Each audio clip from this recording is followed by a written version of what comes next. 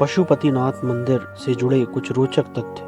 पशुपतिनाथ मंदिर न केवल धार्मिक रूप से महत्वपूर्ण है, एक ऐतिहासिक रूप से 400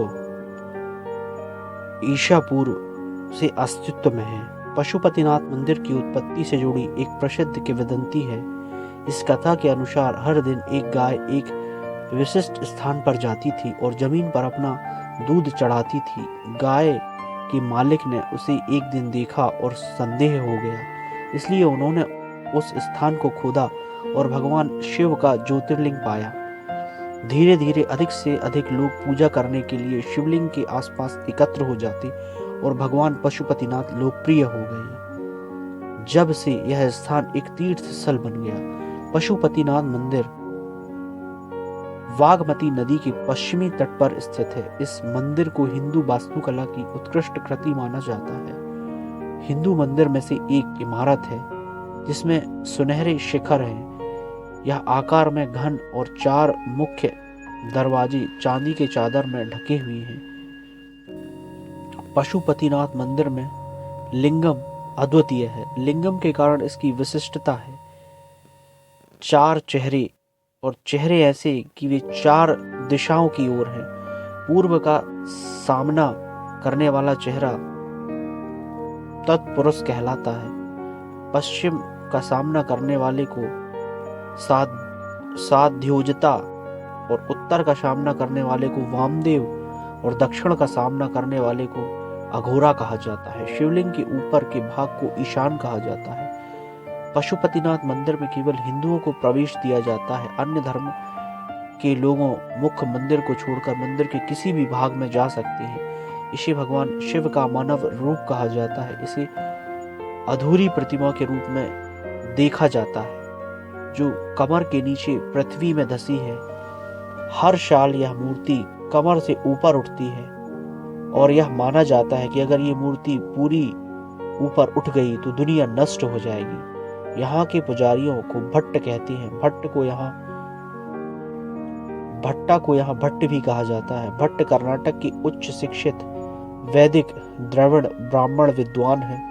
अन्य हिंदू मंदिरों के विपरीत पशुपतिनाथ का पुजारी वंशानुगत नहीं है। काशी मठ के द्वारा पशुपति योग में आरंभ किए गए ऋग्वैदिक पाठ पर ही श्री शंकराचार्य दक्षिणायन पीठ श्रृंगेरी द्वारा शिक्षित विद्वानों के एक समूह से पुजारी चुने जाते हैं और हरिद्वार में सामवेद की शिक्षा ग्रहण की जाती है।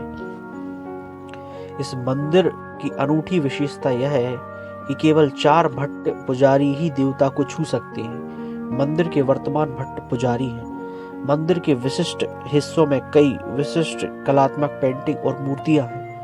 मंदिर के प्रत्येक दरवाजे के दोनों कोनों पर कई देवी और देवताओं और अप्सराओं के चित्र हैं। लगभग ये सभी पेंटिंग सोने की हैं। पशुपतिनाथ मंदिर में आर्य घाट का विशेष महत्व है क्योंकि यह घाट मंदिर के आसपास एकमात्र स्थान है जिसका पानी पवित्र माना जाता है। यह कहा जाता है कि पशुपतिनाथ मंदिर इतना धन्य है कि यदि आप इसके परिसर में अंतिम संस्कार करते हैं तो आप अपने जीवन काल में किए गए पापों की परवाह किए बिना एक मानव के रूप में फिर से जन्म लेंगे। इसलिए पशुपतिनाथ मंदिर के परिसर में अपने जीवन के अंतिम कुछ समय बिताने के लिए कई बुजुर्ग इस स्थान पर आते हैं। पशुपतिनाथ मंदिर के बगल में वागमती नदी के तट पर हर दिन खुली हवा में दाह संस्कार होते हैं। 25 अप्रैल 2015 में नेपाल में आए एक भयानक भूकंप से आसपास की कई संरचनाएं और यूनेस्को की विश्व धरोहर सूची में शामिल पर्यटक स्थल धूल में बदल गए, लेकिन पशुपतिनाथ मंदिर पर कोई आंच नहीं आई और मंदिर आज भी वैसा ही तना खड़ा हुआ है।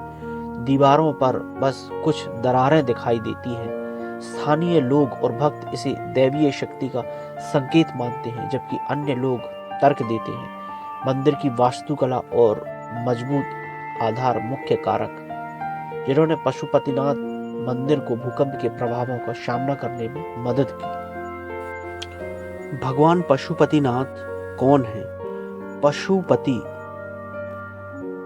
संस्कृत पायोपति, हिंदू भगवान शिव के जानवरों के स्वामी के रूप में अवतरित हैं और वह पूरे हिंदू जगत में पूजनीय है, विशेष रूप से नेपाल में। यहाँ उन्हें अनौपचारिक रूप से राष्ट्रीय देवता माना जाता है। पशुपतिनाथ मंदिर क्यों प्रसिद्ध है? पशुपतिनाथ मंदिर भगवान शिव को समर्पित है। पशुपतिनाथ शिव के भक्तों के लिए एशिया के 4 सबसे महत्वपूर्ण धार्मिक स्थलों में से एक है। नेपाल में यह सबसे बड़ा मंदिर बागमती नदी के दोनों किनारों तक फैला है, जिसे हिंदुओं द्वारा पवित्र माना जाता है।